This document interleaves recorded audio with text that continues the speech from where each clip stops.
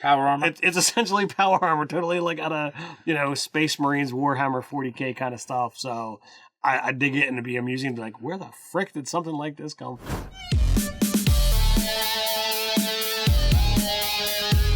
I'm Nerdarchy Ted. I'm Nerdarchy Steve. Welcome to Nerdarchy, for nerds, by nerds. It's that time again. We're doing another D&D Beyond Homebrew. This time we're going to look at magical armors. Yeah, so for anyone that doesn't know how these videos usually work is we go and pick the most popular magic items or spells or whatever we're doing the top 10 for on D&D Beyond, and then we sort by the most views. We figure that's the thing that most people are interested in. Some people get salty because we don't read all 10 items, even though we tell you every single time we're going to read the list. We're going to tell you the top 10. We're going to link those in the description for you to check out.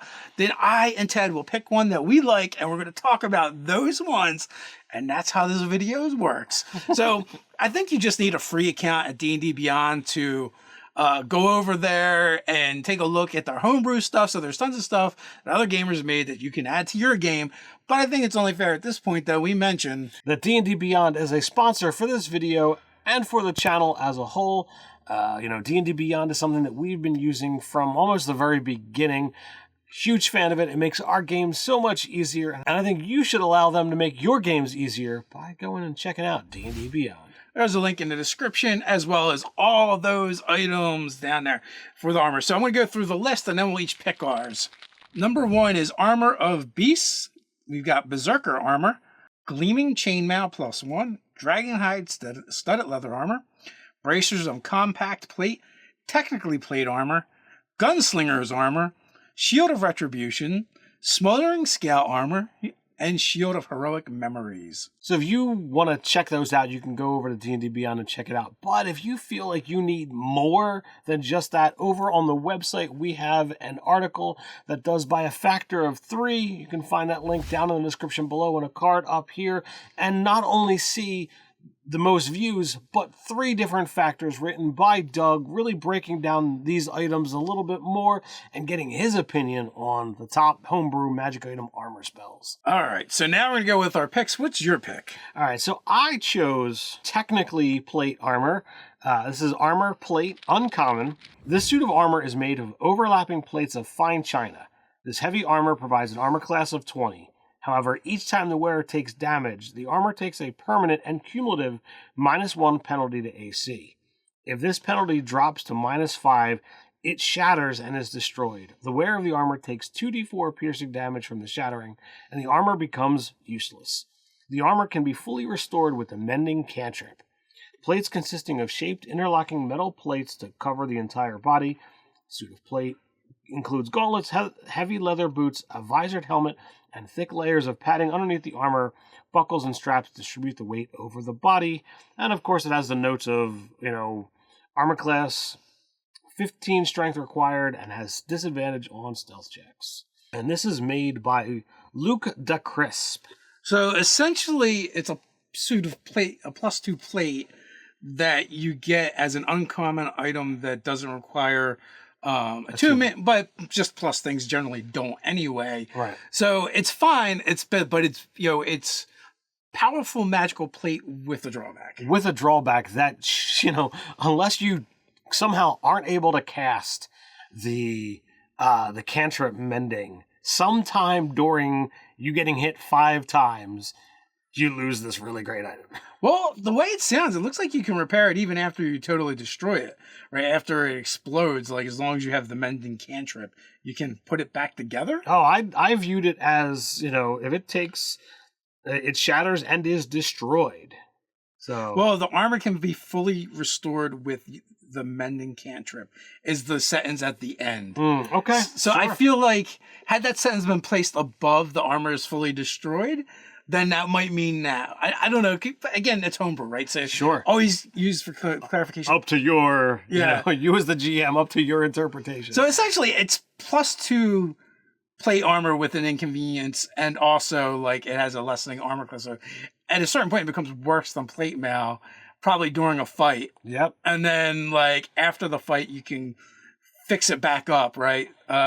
So yeah, but also I will say, if you have a druid that somehow has proficiency in heavy armor, It is not made of metal. It is not made of metal, so therefore they would probably be able to use it. So It's clearly made of fine china. Well, I went with also an uncommon piece of armor, bracers of compact plate. This does require attunement, and I love this for a very specific reason that I'll get to shortly. You have a +1 bonus to AC while wearing these steel bracers. While you're not wearing any armor, as a reaction, when you are targeted by an attack or as a bonus action, you can cause the bracers to expand in an instant, equipping you with a full set of plate armor before the attack lands. As a bonus action, you can cause the armor to shrink back to the bracers. While in the state, they appear to be mundane bracers that weigh 1 pound, and they do not impose the strength requirement, stealth disadvantage, or weight that normal plate causes. Plate consists of a shaped interlocking metal plates to cover the entire body.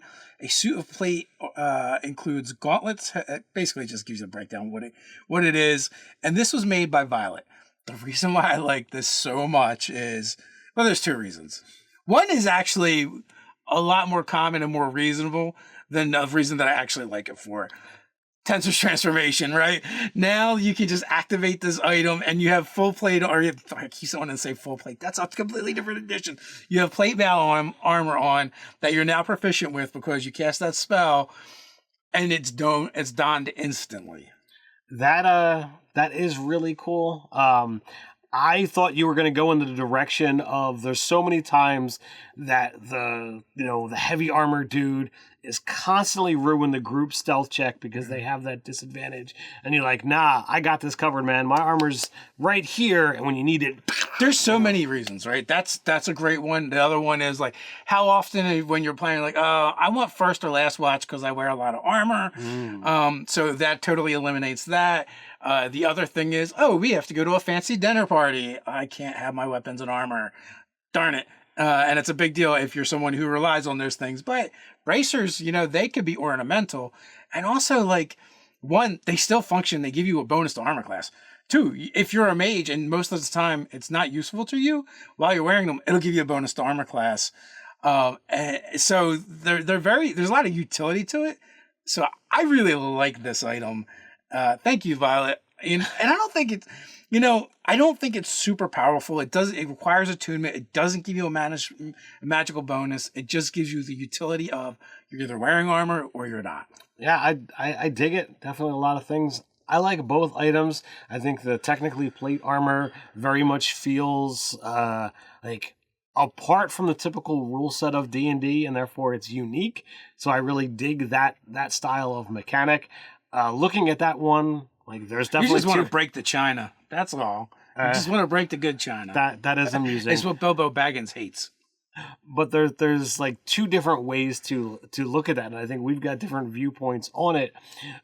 So like I think the open to GM interpretation. I want to say that past the top 10, there were definitely a couple items that I'm like, man, this is what I would have wanted to kind of talk about and read.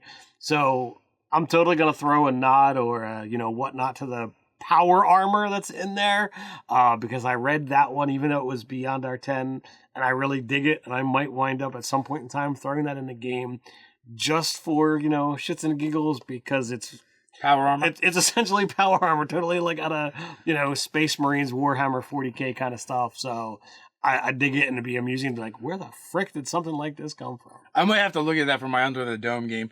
Let us know what you think. Have you made magic items over on D&D Beyond? Share with the Nerdarchy community down in the comments below. While you're down there, don't forget to do all those fun things like share, subscribe, even go ahead and click on that notification bell. You know the drill. Quick reminder, Mondays, Wednesdays, and Fridays, we drop new videos here on the channel, so come on back.